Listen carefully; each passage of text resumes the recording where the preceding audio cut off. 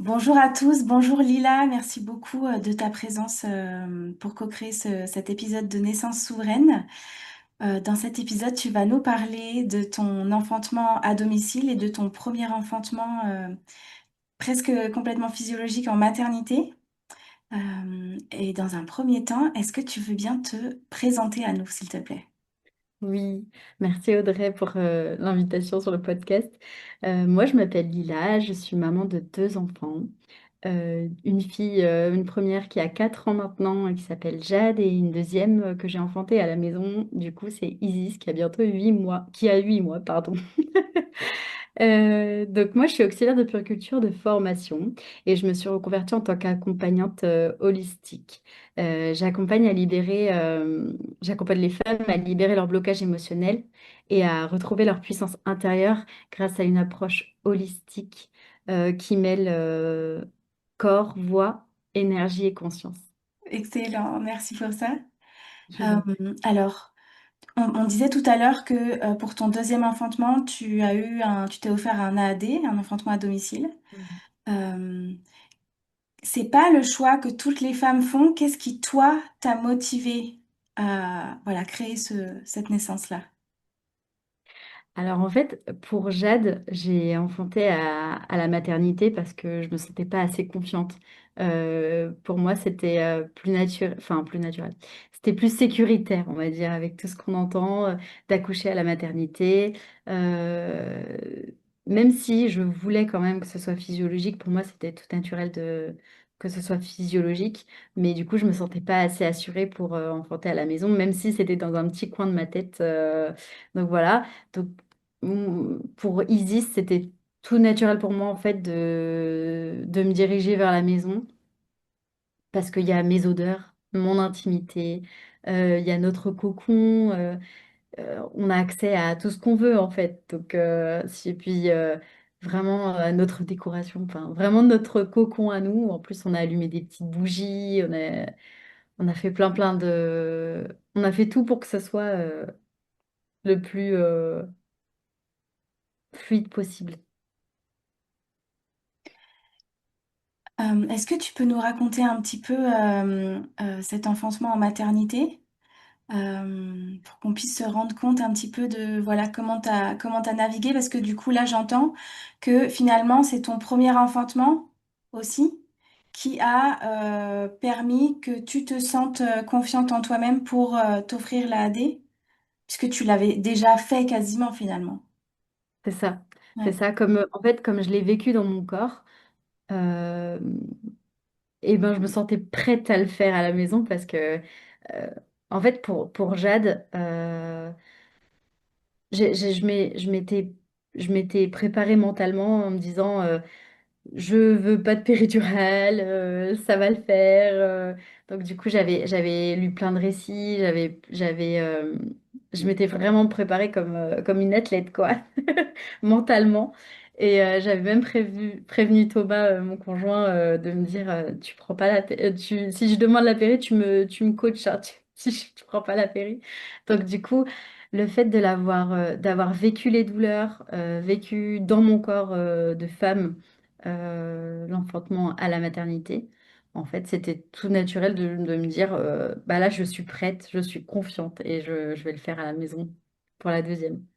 Et en plus, c'était dès l'enfantement de Jade, même si Isis, elle est née 3 ans et demi plus tard, pour moi, c'était clair dans ma tête, la prochaine, ce sera à la maison. Et du coup, comment ça s'est passé ce premier enfantement? Et donc, du coup, pour Jade, je suis allée à... j'ai fait une bonne partie de la préparation à la maison. Donc, de base, en fait, j'ai, j'ai fissuré la poche le matin j'ai perdu le bouchon muqueux. Et je devais aller à la maternité parce que j'étais sous diabète gestationnel. Et je devais aller à la maternité le, vers 13 heures je crois. J'avais rendez-vous pas aux urgences, à la maternité. Et donc, du coup, j'appelle pour dire que j'ai fissuré. Donc, pour leur dire bah, qu'est-ce qu'il faut que je fasse? Est-ce que je sais pas mieux que je vienne directement? Mais du coup, j'ai pas compris qu'il fallait que je vienne tout de suite. Donc, ils m'ont attendu quand je suis arrivée vers 15 heures. Ils m'ont attendu, ils m'ont engueulé un petit peu. Mais vous attendez? Oui, bah moi j'ai préparé à la maison. Du coup, c'était assez drôle parce qu'il y avait mes beaux-parents à la maison. Donc j'ai, j'avais des contractions, mais voilà, totalement gérables. Je faisais du ballon, je mangeais entre deux contractions, donc tout allait très bien.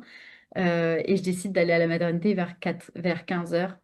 Mais comme c'était le Covid, Thomas, il n'a pas pu m'accompagner en fait jusqu'à la salle. Donc du coup, où on vérifie le col et tout ça. Donc du coup, j'ai dû faire des allers-retours seule avec les contractions. Moralement, c'était un petit peu dur. Mm. Euh, et donc du coup, ensuite, vers, on va dire, vers, je sais plus, 17 heures. C'est flou. Quand ça fait 4 ans, les horaires sont très très flous. Mais parce qu'elle est née à 20h25. Donc du coup, c'était un peu 3 heures avant. Petit à petit, bah, du coup, le travail, j'ai fait une douche à la maternité pour me préparer. Et puis après, ça s'est enchaîné en fait. Et Jade est née, voilà, tranquillement. J'ai eu une petite phase de désespérance à un moment quand elles m'ont dit de pousser. J'ai dit non, je veux plus. Elle sort plus. Je- elle reste à l'intérieur. J'en ai marre là. Je suis fatiguée. J'étais fatiguée. J'étais très très fatiguée et les douleurs sont très très fortes. Donc voilà. Mais du Donc, coup, elle est née. tu étais dans un environnement où voilà, il n'y a pas eu de péridurale, il n'y a pas eu d'ocytocine, mais Oui, par contre, on t'a voilà, invité à faire la poussée dirigée. c'est euh, ça. et finalement, voilà, j'ai l'impression que bah, c'est dans ce sens-là où tu n'étais pas en pleine physiologie. Parce que Mm, finalement, la pleine physiologie, c'est de laisser faire. Tout ce qu'on a à faire, c'est s'ouvrir en fait, hein, pour enfanter, hein. c'est Après, le ça. corps, il fait tout Exactement. seul. Et C'est après, ça. et nous, voilà, l'objectif, c'est de bouger et d'être voilà, apaisée, confiante et de s'ouvrir. Mais finalement, autant dans le corps, le cœur que l'esprit, quoi. Mm, mm, Euh, mm. et du coup, avec cet enfantement-là, donc finalement, qui a été par voie basse, tu me disais une délivrance aussi sous ocytocine, là, par contre? Oui, parce que c'était le protocole de la maternité. Donc, Ouais, délivrance sous ocytocine. Et tu as raison de dire que c'était totalement dirigé parce que même si j'avais envie d'écouter mon corps, elles étaient là, en fait, une sage-femme, une auxiliaire, mon mari qui me tenait les jambes, enfin, j'étais vraiment sur le dos. C'est pas un très bon souvenir parce que j'étais vraiment coachée, j'avais mal, j'étais pas bien. oui, J'étais pas vraiment bien et j'ai un peu déchiré en plus, du coup, dû à la position non physiologique. oui. Donc voilà, c'était pas mon plus beau souvenir. Mm. Mais, et puis aussi le fait qu'une sage-femme enfin, masse le col à l'intérieur, Oui. c'était pas très agréable. Voilà. Mm. Oui, donc c'est Mais j'avais intéressant. j'avais vraiment l'impression qu'il fallait que ça aille vite en fait. Bah, Oui, j'avais pas le temps de prendre mon temps. oui, Et ouais. Il fallait que ça aille vite, on mâche le col vite, vite, vite. Voilà, poussez madame. C'est bon, il y a une contraction. ouais. Oui, il y a quelque Ouais, part cette peur, en fait, ouais, que ça stagne, en fait, ouais, c'est ça. qui peut créer la stagnation Mm, si la mm. femme se sent trop envahie, voilà, trop en danger, ouais. Ouais, c'est ça. Finalement, c'est cette atmosphère-là dont tu as voulu te défaire dans ton Ouais, deuxième enfantement, ouais. ouais. C'est vrai que maintenant que tu me le dis, parce que moi, je passe pas vraiment dans le mental et du coup, je passe vraiment par le corps et je me dis, oui, en fait, c'est les sensations que j'ai pas voulu revivre pour la deuxième. Ouais, c'est vrai, maintenant que tu me le dis, c'est, je n'ai pas voulu revivre ça en maternité parce que j'ai pas pu prendre vraiment pleinement mon temps. J'ai pas pu prendre les positions que je voulais, même si elle m'interdisait rien, mais c'est très implicite. Ça va trop vite, ça va. Et puis, moi, peut-être que j'osais pas. Premier enfantement, t'oses pas trop dire les choses. Enfin, voilà. Donc, du coup, je suivais ce qu'on disait un petit peu. Voilà. Je me sentais très vulnérable. Donc voilà, et j'ai suivi. Mais c'est comme si en fait je me disais non, plus jamais ça en fait. Je veux pas revivre ça. Et puis c'est c'est pour ça que pour Isis, c'était beaucoup mieux. On n'avait pas les murs blancs, on avait le confort du canapé, les Oui. bougies. Oui, cette intimité-là que tu nous Ouais. décrivais tout à l'heure de, bah voilà, juste, et c'est ça, j'ai l'impression, qui donne l'espace, le temps de plonger pleinement à l'intérieur du C'est corps, ça, de quitter la exactement. tête, de créer sa bulle, et c'est ça qui fait que, Mm, parce qu'on sent l'intimité, on sent la sécurité, on a toute c'est ça. l'opportunité de s'ouvrir dans tous les aspects de notre être, et pour que, c'est ça qui permet la pleine fluidité de l'enfantement, en fait. Ouais, c'est exactement ça. Mm. C'est exactement ça. Pour Isis, je me sentais pleinement en sécurité à l'intérieur de moi. Vraiment pleinement. Et c'est ça qui m'a permis de faire ma grosse bulle à l'intérieur de moi. Je me sentais seule au monde. Seule au monde en communication avec mon bébé. Vraiment, j'ai communiqué avec elle tout du long, déjà tout du long de la grossesse, mais pendant l'enfantement, c'est vraiment comme si nos âmes se rencontraient vraiment. Vas-y, je t'attends, je suis là et tu peux venir dans ce monde, quoi. Tu es prête. Et voilà. C'était vraiment très magique. Vraiment magique. On parlait tout à l'heure, tu nous disais que tu avais été diagnostiquée avec un diabète de grossesse pour ton premier enfantement. Mm, Et donc, du coup, ça veut dire que tu es passée en diabète de grossesse assez automatiquement pour ta deuxième. c'est ça. On m'a pas posé de questions, hein. C'était. Oui, c'est assez automatique. Ouais. Du coup, qu'est-ce qui a rendu possible l'enfantement à domicile? Parce qu'en général, quand tu as un diabète de grossesse, l'enfantement à domicile, ça te passe un peu sous le nez. Comment t'as fait, toi? Alors, j'ai pleuré toutes les larmes de mon corps quand on m'a dit, du coup, tu es en diabète gestationnel. Parce que pour moi, diabète gestationnel, comme tu disais, bah, c'était fini, quoi. Mon projet, c'était fini. Donc, du coup, j'ai pleuré, j'ai pleuré, j'ai pleuré. Et la super sage-femme qui m'a suivie toute la grossesse m'a dit, écoute, je veux bien te le faire. Je veux bien te suivre. Mais si jamais il y a quoi que ce soit et que ça évolue dans le mauvais sens, si ça se régule avec l'alimentation, que tout va bien, par contre, tu te fais suivre par un diabétologue. Donc, je me suis fait suivre par un diabétologue à Paris. Euh, j'ai refusé d'ailleurs d'être suivie à l'hôpital parce que je sais qu'à l'hôpital, c'est beaucoup plus protocolaire et qu'il y aurait beaucoup moins de souplesse. Donc, du coup, j'ai pris un diabétologue libéral. Et donc, du coup, elle m'a accordé le fait de me suivre pendant le diabète gestationnel, mais que s'il y avait le moindre problème ou une évolution négative, en fait, que bah, du coup, c'était pas possible. Ce serait pas possible. Mais du coup, ça s'est fait et j'étais très contente.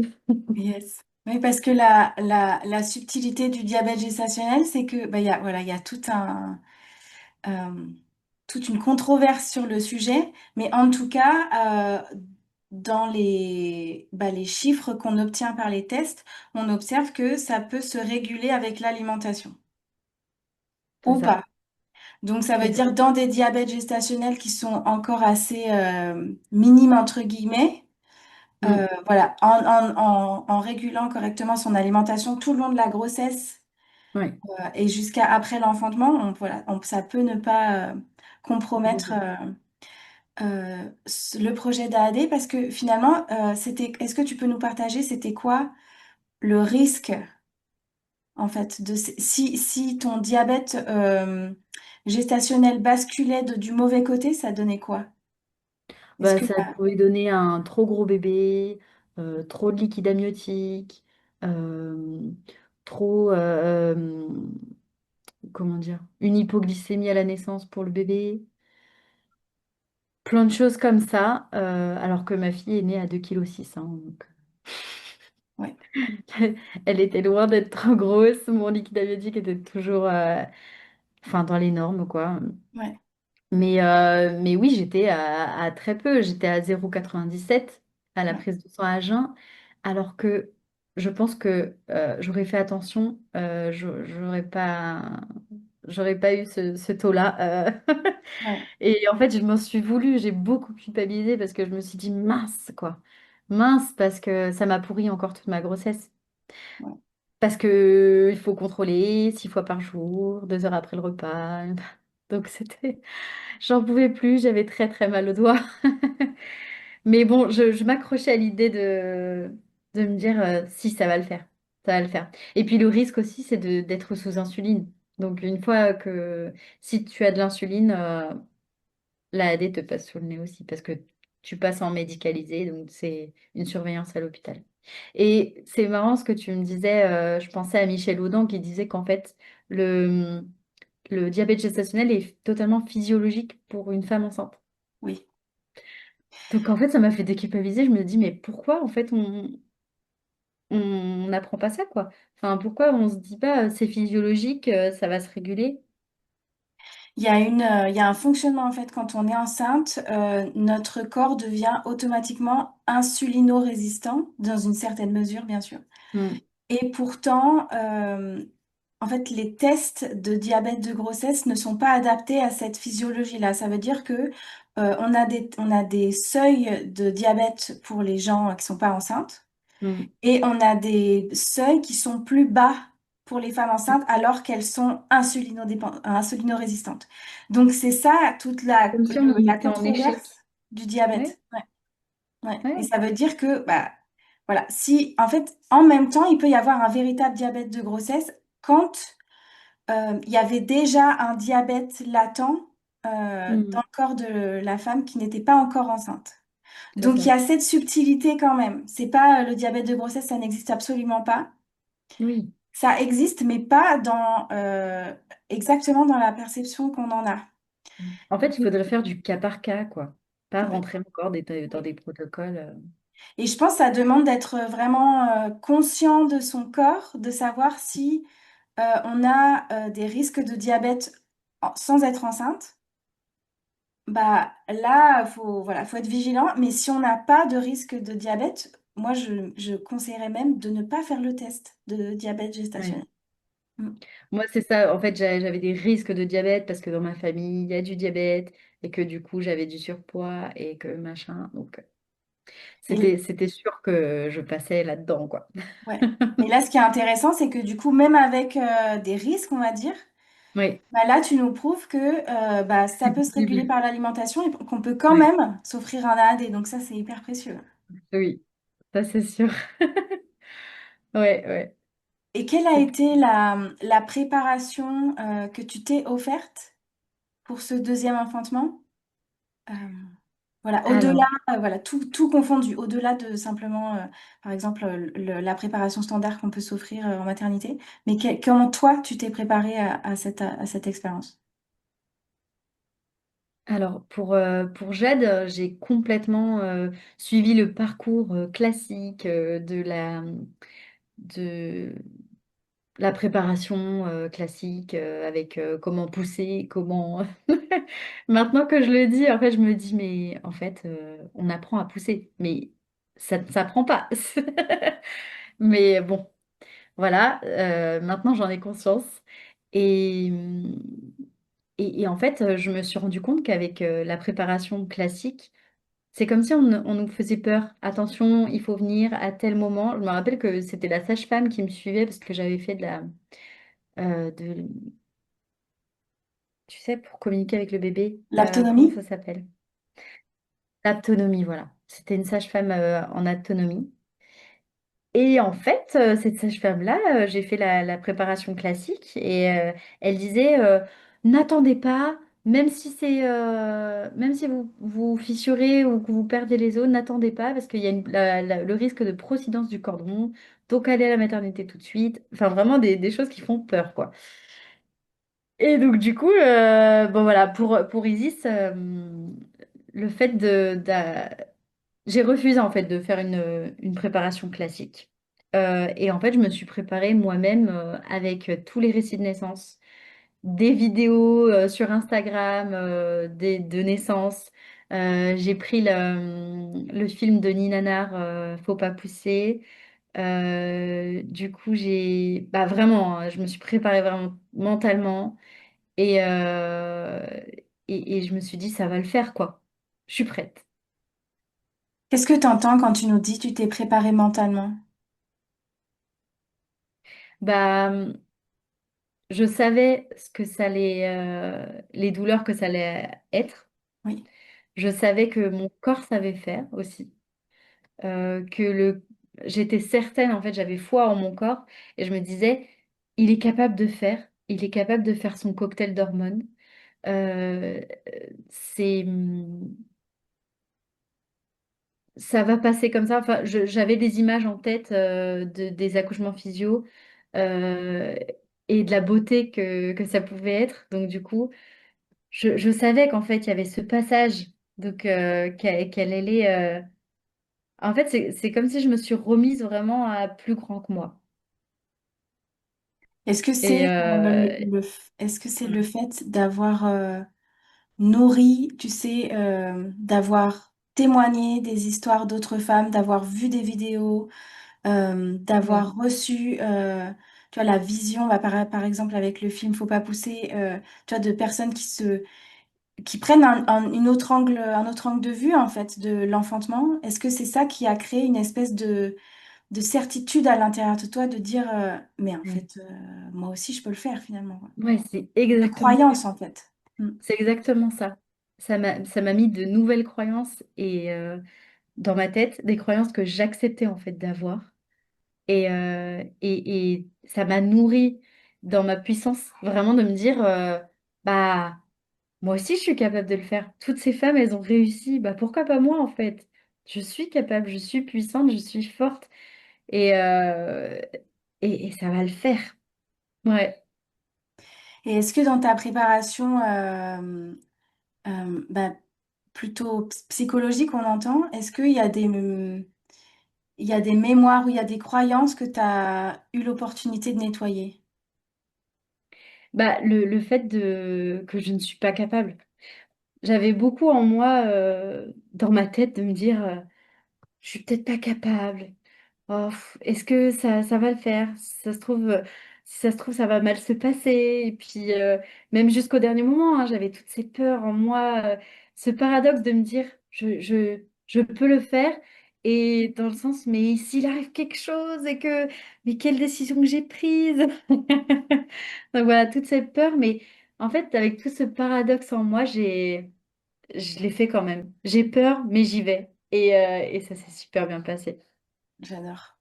Oui, donc finalement, c'est toute cette foi en toi, en tout cas cette prise de conscience que toi aussi tu pouvais le faire, qui a pris le pas sur. Parce que ça veut pas dire, c'est finalement, c'est pas parce que on arrive à sentir cette confiance en soi que les peurs Ouais. disparaissent complètement. C'est Ah non, vraiment, mais il faut y aller avec ses peurs, en fait. Tu les ouais. emportes avec toi parce que ça fait partie de toi. Ouais. Et c'est comme ça Ouais, qu'elle se transmute en fait. c'est C'est en y ça. allant, et ça vaut pour la naissance, mais ça vaut aussi pour n'importe quelle. Oui, C'est une sortie de zone de confort en fait. Et c'est parce c'est que ça. on ose faire ce pas-là de cette façon-là qu'on va se retrouver de l'autre côté de la ligne de notre zone de confort en se disant, mais je l'ai fait en fait. Ma peur, elle était, bah, elle avait pas véritablement lieu d'être, ou en tout cas, bon voilà, c'est une Et puis émotion tu qui est te rends compte que nécessaire. tes peurs, en fait, c'est pas vraiment tes peurs. En fait, c'est toute la croyance collective qui te reviennent dans la tête à te dire et si, et si, et si, et si se passe ça, et si se passe ça. Et puis je prends la pleine responsabilité en fait. C'est vraiment genre, je prends ma pleine responsabilité. Donc s'il arrive quoi que ce soit, ça sera de ma faute. Et le fait de transcender ça. le fait de transcender ça avec la naissance, euh, tu le sens dans ton corps quand même, hein. Quand elle naît, tu, ta fierté, une fierté saine qui arrive et tu te dis, je l'ai fait. Malgré tout, je l'ai fait et je suis très fière de moi. Est-ce que du coup, tu veux nous partager ce récit, ce deuxième enfantement? Oui. C'est marrant parce que elle s'est réveillée pile à ce moment, Ah oui. comme si elle voulait entendre son histoire. Ouais. Ouais, c'est beau, hein. Alors, en fait, ça commençait déjà la veille. La veille, j'avais ce sentiment. En fait, je communiquais avec elle et c'est comme si mon corps savait. Et, j'étais allée chez l'ophtalmo parce que j'avais des petites taches dans les yeux. Du coup, il me dit de revenir le lendemain pour faire un fond d'œil. Du coup, je fais le fond d'œil ce matin-là. Du coup, je ne voyais plus rien. Mais le midi, on est sorti à 11h et j'avais très, très envie d'aller au restaurant chinois. Du coup, je suis allée au restaurant et Thomas, il m'a dit mais t'es sûre mais tu vois rien, on ira ce soir. J'ai dit non, non, non, je veux vraiment y aller ce midi. Du coup, je suis allée, je me suis régalée, mais comme jamais. Et le soir, comme quoi l'univers fait bien les choses et que tout s'est aligné, le frère de Thomas ne devait pas venir de base, mais on reçoit un appel de sa part en disant est-ce que je peux venir ce soir boire l'apéro enfin, et comme ça, je vois la petite, on parle en Jade. Et on lui dit oui, oui, vas-y, viens. J'étais à 37 plus 3, hein, donc aucune raison de me dire je vais accoucher aujourd'hui. Et donc du coup, donc on n'avait plus trop faim, du coup on a mangé un peu plus tard. Et on a fini de manger vers 21h45, 22h. Je vais pour me lever, pour débarrasser mon assiette. Le frère de Thomas était en face de moi. Et je vais pour me lever, donc je me penche un petit peu, exactement à cette place-là en plus. Je me penche un petit peu et je sens un ploc en bas de mon ventre. Je sens un ploc et je me dis, tiens, c'est bizarre. C'est bizarre. Mais dans ma tête, dans mon mental, je me suis dit, ben non, c'est pas possible, c'est pas encore l'heure. Et dans mon corps, c'est comme si je le savais, quoi. C'était là. Du coup, je me suis levée avec mon assiette. Je l'ai posée sur le plan de travail. Je me suis levée et j'ai eu dans ma culotte, hein, de dire, j'ai senti que ça coulait un tout petit peu. Donc du coup, j'ai regardé Thomas, j'ai regardé son frère, j'ai rien dit, je suis allée aux toilettes et j'ai vu quand même que sur le protège-slip, c'était un tout petit peu mouillé. Donc du coup, je change mon protège-slip. Mais comme on ne sait pas en fait à ce stade de la grossesse, comme ça appuie sur la vessie, on se dit peut-être que c'est pas, peut-être que c'est un peu de pipi ou quoi. Je ne savais pas trop. Mais j'en parle quand même à Thomas et je lui dis écoute, peut-être que j'ai fissuré, mais je suis pas sûre. Et lui, mais non. Sachant que 2 jours avant, il disait qu'est-ce que tu veux dire? 2 jours avant, il disait mais non, c'est pas.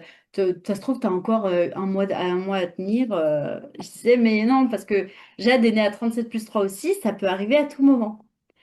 Ouais. Et il m'a dit, mais non, mais non. Parce que il devait bâcher toute la maison. Il devait bâcher le fauteuil, il devait bâcher le lit, parce que du coup, ça se passe à la maison. Et Donc, oui. mais du coup, lui, oh, mais non, tranquille, c'est pas pour tout de suite. Donc, du coup, je reprends mon histoire là où je l'avais arrêtée. Je, je lui ai dit, écoute, c'est bizarre, qu'est-ce que je fais? Est-ce que j'appelle la sage-femme?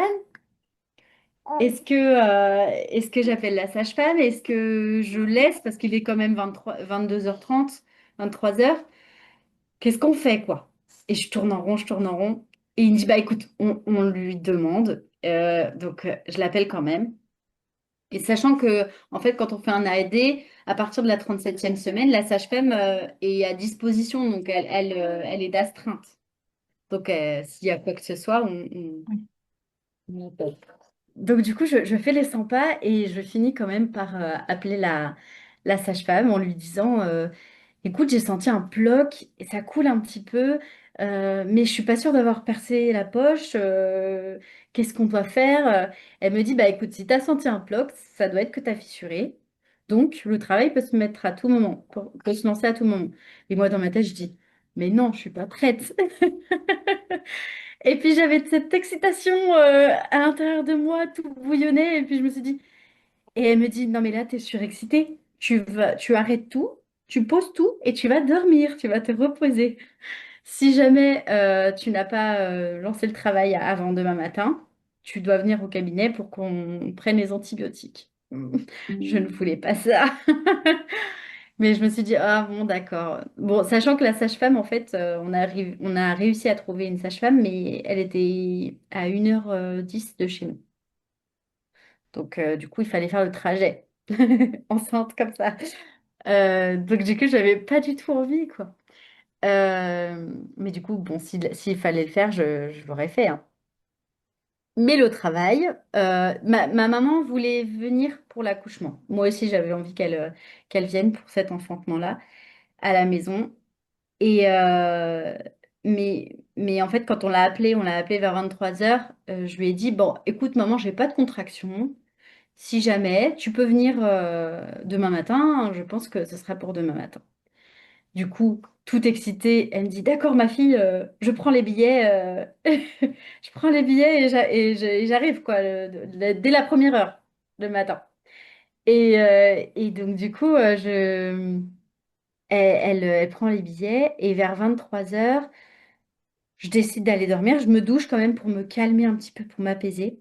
Ma fille, on demande du coup au frère de Thomas de rester dormir.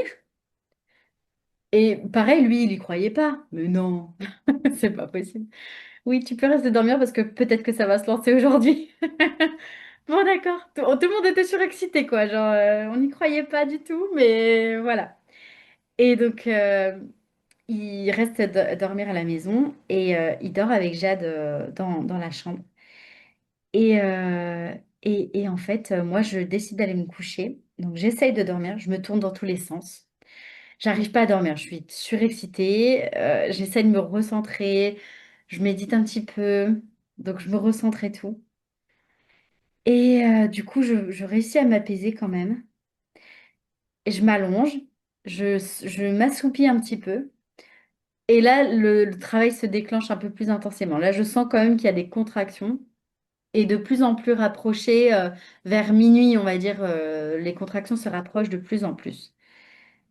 Et Thomas, il regardait la télévision au salon. Il avait bâché il avait quand même bâché le lit avant que j'y aille. Il avait bâché le canapé.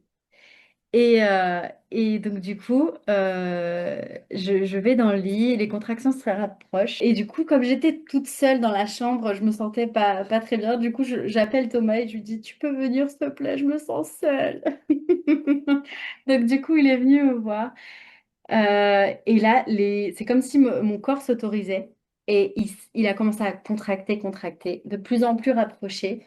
Donc,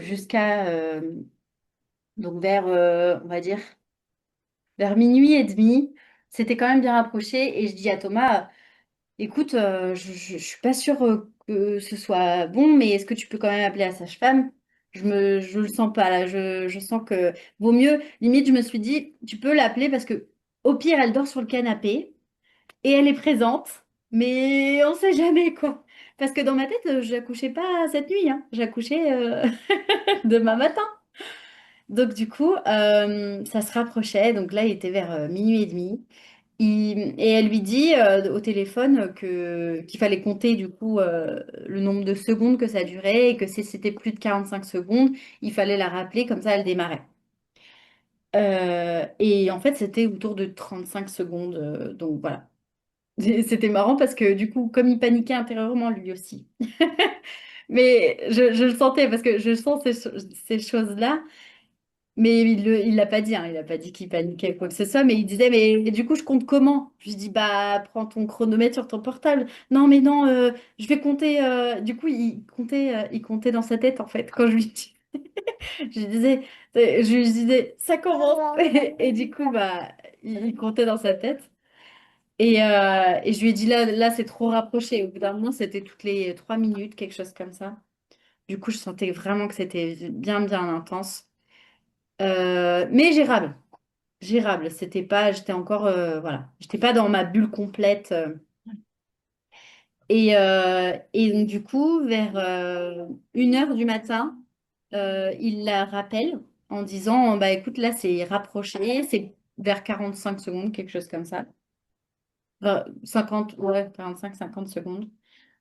Est-ce que tu peux venir, voilà. Elle me dit, elle lui envoie un message, je prends ma douche et j'arrive. Donc, du coup, elle démarre à 1h15, on me reçoit un message, je suis dans la voiture, j'arrive.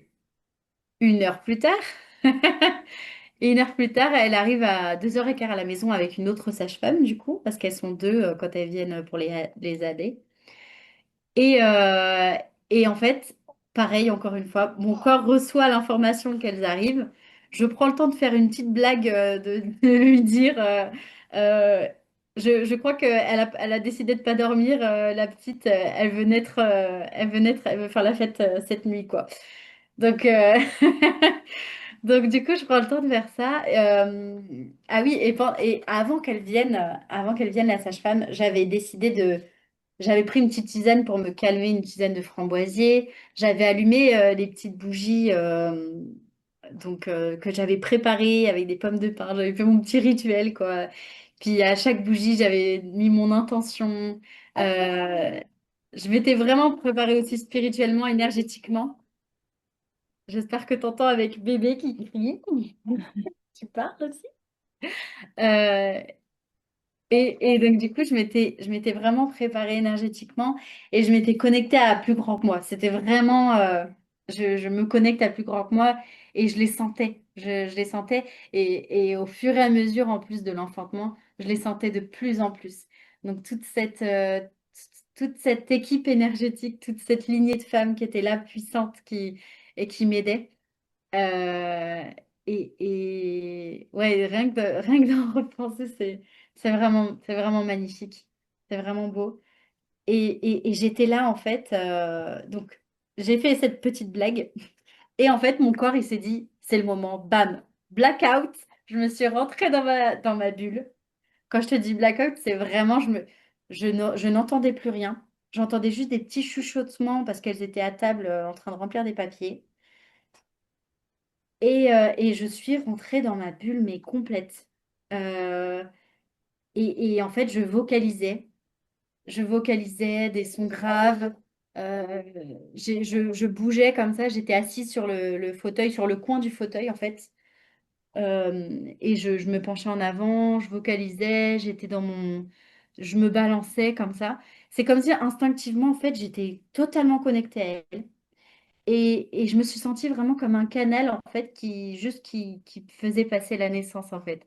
J'étais vraiment plus moi en tant que Lila, j'étais un canal euh, pour que cette âme vienne s'incarner sur Terre. Vraiment, vraiment ça, je le sentais comme ça, en tout cas.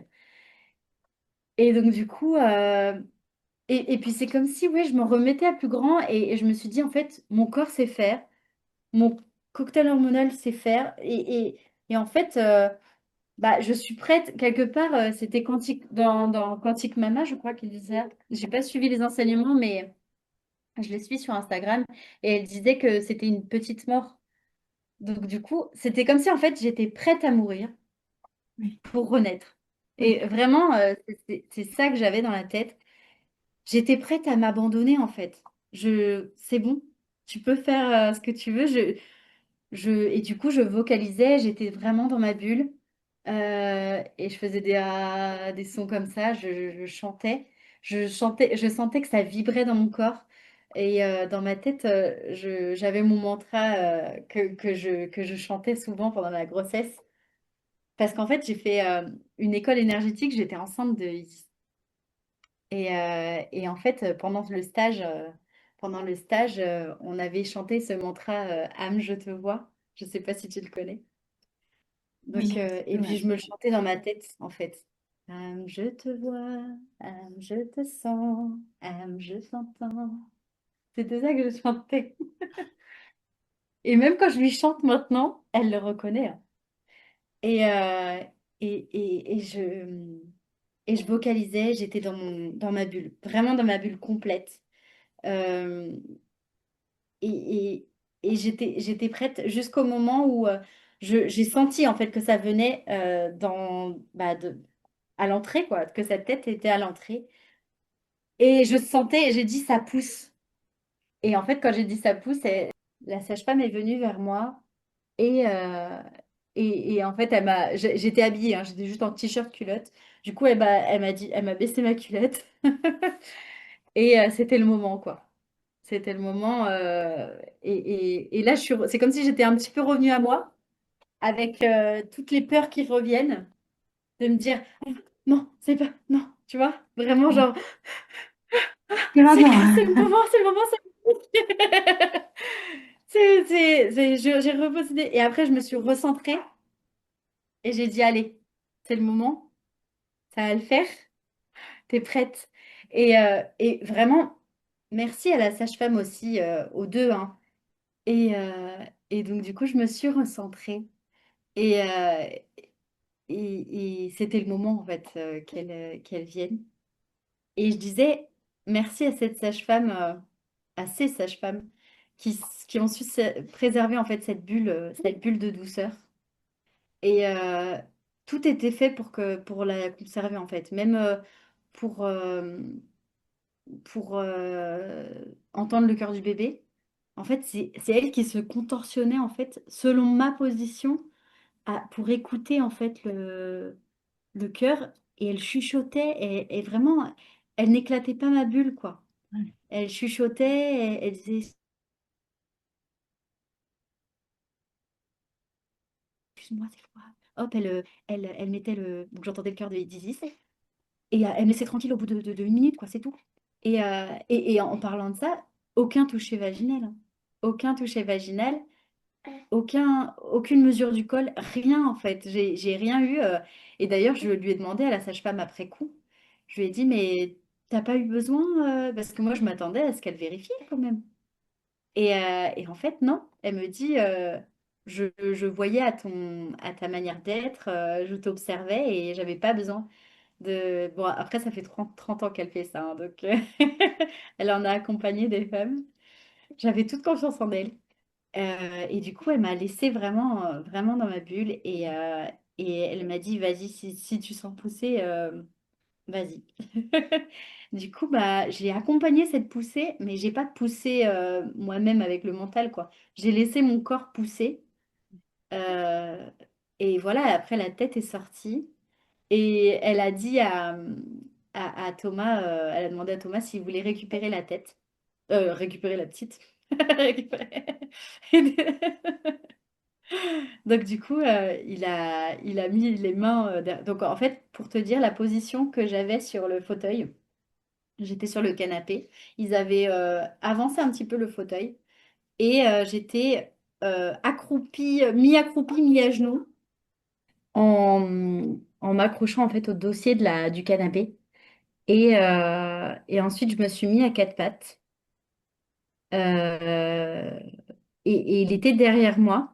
Et il m'a raconté après coup, en fait, que la sage-femme lui avait dit de mettre les mains sous moi pour s'apprêter à prendre le bébé. Et à un moment, du coup, la poche des os se perce. Du coup, ça éclate, en fait, dans ses mains. Et du coup, il a un mouvement de recul et la sage-femme lui dit, non, tu restes. Du coup, il en avait partout, le pauvre. Il en avait partout. Mais du coup, il a attendu derrière moi. Et moi, en fait, j'étais vraiment dans le, dans le fait que ça y est, en fait, elle est là, elle va sortir. J'ai mis ma main au niveau de mon vagin pour sentir la tête. Euh, donc, je me suis dit, ça y est, elle est là, quoi. Elle est là. C'est comme si... elle est là. Et j'ai senti ouais, ce cercle de feu dont on parle tant. J'ai vraiment senti que c'était très douloureux, quoi. Une fois la tête qui est passée, je me suis dit, pff, c'est bon, le plus gros est fait. Euh, et après, le reste du corps a suivi. Ouais, t'as vu qu'elle raconte, hein. Et donc, le reste du corps est sorti. Et en fait, ensuite, pour la délivrance du placenta, la sage-femme en amont m'avait dit, pendant la préparation avec elle, elle m'avait dit, écoute, tu vas être épuisée, tu vas vouloir t'allonger, mais tu vas rester à la verticale pour que le placenta descende le plus rapidement possible. Donc du coup, je l'avais écouté et... D'accord. Je l'ai écouté et donc du coup, je suis restée à la verticale, donc à genoux sur le canapé. J'ai senti que ça repoussait un petit peu. Donc du coup, en plus, il fallait faire très attention parce que quand j'ai rattrapé Isis, le cordon était très très court avec le placenta. Du coup, je devais vraiment la garder vraiment en bas de mon ventre, quoi, parce que le placenta n'était pas encore sorti. Et donc du coup, j'ai senti que ça poussait une seconde fois, une contraction. J'ai poussé, le placenta est sorti. Donc 1 minute plus tard, hein. Vraiment, c'était très rapide, très très rapide. Et du coup, elle est sortie. Je l'ai pris contre moi. Elle a pris en fait le placenta dans une alaise et du coup là j'ai pu m'allonger. J'étais j'étais mais en même temps je me suis sentie comme une reine. Vraiment comme une reine parce que ils m'ont mis des coussins sous ma tête. J'ai senti je me sentais reposée et je l'ai fait quoi. J'étais tellement heureuse que toute cette douleur aussi que je ressentais, tout s'est arrêté immédiatement. Vraiment, j'avais plus mal. J'avais plus tout ce vortex en fait que je sentais. Euh, en fait, tout s'est arrêté. C'était fini, quoi. Elle était là. Elle était là dans mes bras et j'ai mis un peu de temps à la regarder parce que vraiment, j'étais encore dans mes sensations et je la sentais contre moi, mais il fallait que je respire. Et ensuite, je l'ai regardée et je me suis allongée. Ils m'ont mis les coussins derrière moi. Je me suis sentie, et puis je l'ai fait téter parce qu'elle cherchait comme ça. Et elle était éveillée dès le début, quoi. Elle était éveillée, elle était même pas groggy ou quoi que ce soit. Elle avait les yeux ouverts, elle était là, quoi. Elle était présente, son âme était bien incarnée, quoi. C'était juste magique. Et waouh, c'était vraiment très puissant. C'était vraiment, rien que de le re-raconter, en fait, ça me remet dedans. Et, euh, et ouais, c'était très puissant. Et j'étais tellement fière de moi. Tellement, tellement. Ouais. Tu nous en as un petit peu parlé tout à l'heure, mais j'ai envie de te demander, qu'est-ce qui a permis la gestion de ces sensations à l'intérieur de toi? Qu'est-ce qui t'a, tu vois, permis de traverser ça? Bah, vraiment, oui, toute l'équipe, un petit peu de lumière, toute l'équipe dans l'énergétique qui était là, présente et qui était vraiment soutenante sur moi. Je les sentais comme si, en fait, elle m'entourait autour de moi et qu'elle me donnait vraiment une force incroyable qui m'a aidé en fait à transcender mon être, à vraiment transcender mon être et à vraiment faire canal, quoi. Avoir une C'est comme ouverture si en fait complète. j'étais sortie de mon corps. Ok. Ouais. C'était vraiment comme si j'étais sortie de mon corps et en même temps, paradoxalement, c'est comme si j'étais pleinement moi. Je sais pas trop comment l'expliquer. Je sais pas trop. Parce que j'étais pas en dissociation. C'est pas comme si je m'observais de l'extérieur. J'étais pleinement moi, mais c'était comme si c'était plus vraiment moi. C'était Est-ce que tu avais cette sensation d'être pleinement ancrée à l'intérieur de toi, pleinement ouverte et donc en même temps, toi et tout le reste en même temps un petit peu? c'est ça. Ouais. C'est ça. Exactement. Exactement. J'étais comme si j'étais un tout. J'étais tout ça ensemble. Ouais. Ouais, j'ai fait vraiment c'était vraiment, ouais, l'unicité. Vraiment. Vraiment, vraiment. Un autre jeu. Ouais, J'adore que tu nous partages ça parce que, tu vois, c'est vraiment quand on accueille de s'ouvrir dans toutes ces dimensions, mm, c'est vraiment, il y a vraiment c'est un rite de passage, il y a vraiment une connexion avec l'univers, on fait vraiment passer une âme à l'intérieur de nous, il y a quelque chose qui se passe, quoi.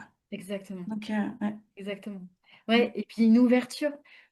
Quand tu dis une ouverture, ouais, je sentais mon cœur s'ouvrir, comme si j'accueillais vraiment l'immensité de l'univers vraiment en moi. Et en même temps, je sentais cette âme encore en moi et qui était prête à venir en fait, donc profondément ancrée dans la terre, puissante, et ce canal venir m'ouvrir en fait. J'étais complètement ouverte et je me laissais traverser. Ouais, je me laissais vraiment traverser. Et c'est vrai que quand j'en parle comme ça, je sens cette puissance et cet ancrage vraiment à la terre. Et vraiment, ma tête, mon mental, il était parti, quoi. À part ce moment où la tête est passée et que, quand je t'ai dit, je suis revenue à moi et mon mental m'a fait Waouh, au secours, c'est le moment! Donc, comme quoi, l'ego est toujours là, tu vois. Bien sûr. Mm. Il nous protège, hein, c'est un grand protecteur, l'ego. Oui. Donc, forcément. Mais oui. Et Et en tellement même temps, fière c'est d'avoir nous fait. qui choisissons de repartir dans l'ouverture. C'est ça, c'est Ouais. ça. Oui, Mm. et j'ai choisi de revenir. Ouais.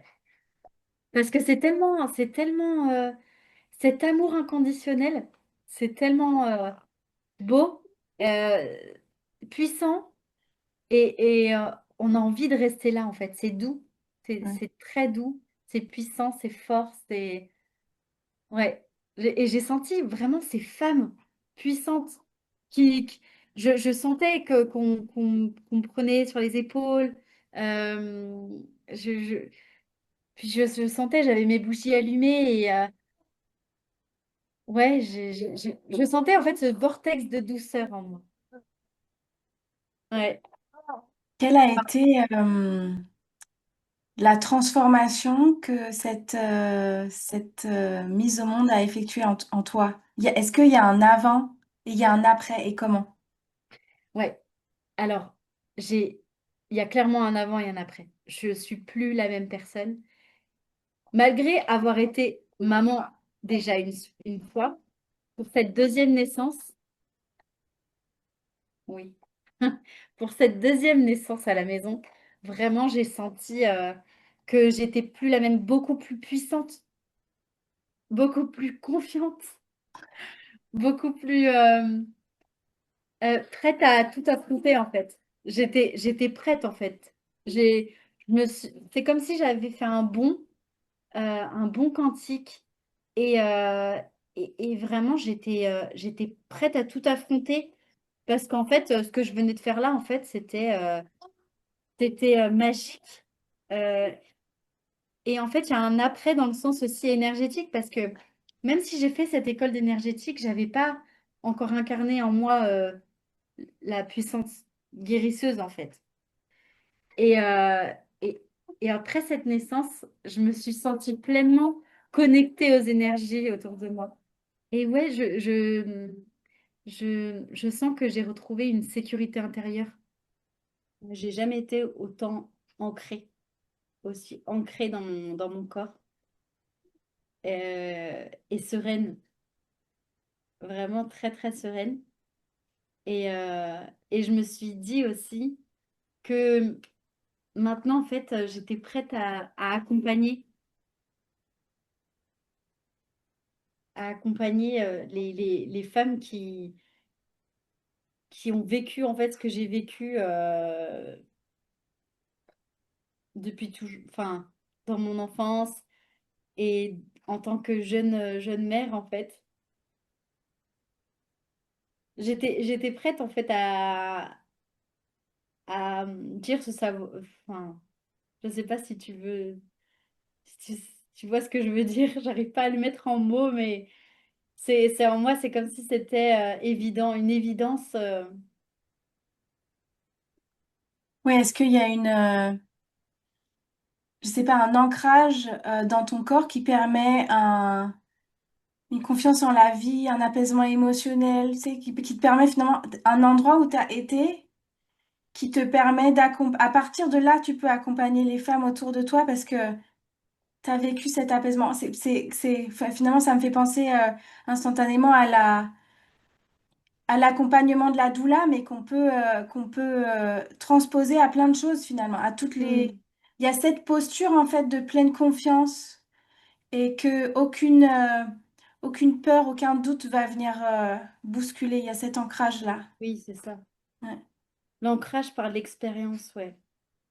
Je sens Ouais. Mais même que oui, par l'expérience du corps, c'est ça, ouais. l'expérience du corps, Mm. vraiment. Je l'ai senti dans mon corps et, et oui, c'est comme si j'avais une mission plus grande. Ouais. Vraiment, ouais, je me suis sentie, ouais, c'est comme si en fait c'est comme si en fait j'avais envie d'accompagner pour qu'elles retrouvent leur lumière en fait. Vraiment, une lumière qu'on a souvent éteinte Oui. et que en fait elle pouvait être prête en fait à la retrouver quoi, parce Ouais. elle est au fond d'elle quoi, à la Ouais. raviver quelque chose.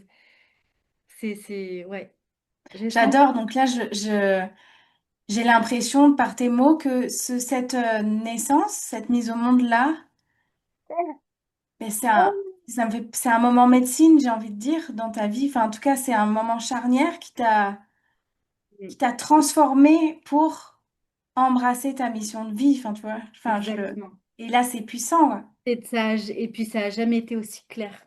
Ça a Ouais. jamais été aussi clair, même si ça fait plusieurs années que je suis en train de me reconvertir. Là, avec cette naissance-là, c'est comme si en fait c'était évident. Mm. Il y a de l'ordre de l'évidence, c'était bah c'est évident, c'est comme si en fait j'avais canalisé un message dans mon corps. Ouais. Vraiment un message de plus grand que moi en me disant c'est ça en fait. Ouais. C'est ça ton but. Et oui, c'est vraiment j'ai retrouvé oui du sens à ma mission sur Terre. Ça fait un peu perché comme ça, mais je Ça reste dépend pour qui. ancrée.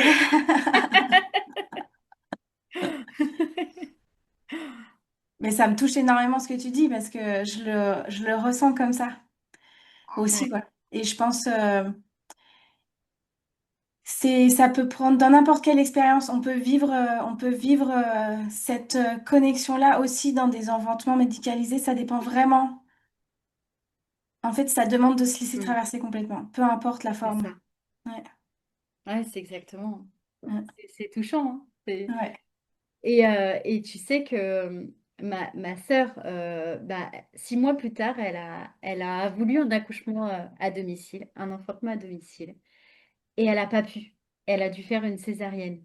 ouais, Et même avec ça, c'est fou ce que tu dis, parce que même le fait que ce soit médicalisé, il y a eu un après pour elle. Il y a eu ouais. un après parce qu'elle s'est tellement connectée à sa fille. euh, et c'est plus la même personne maintenant non plus. Donc, c'est ça qui est beau comme message, c'est que ce soit médicalisé ou non, en fait, le travail, c'est en soi. Exactement, exactement.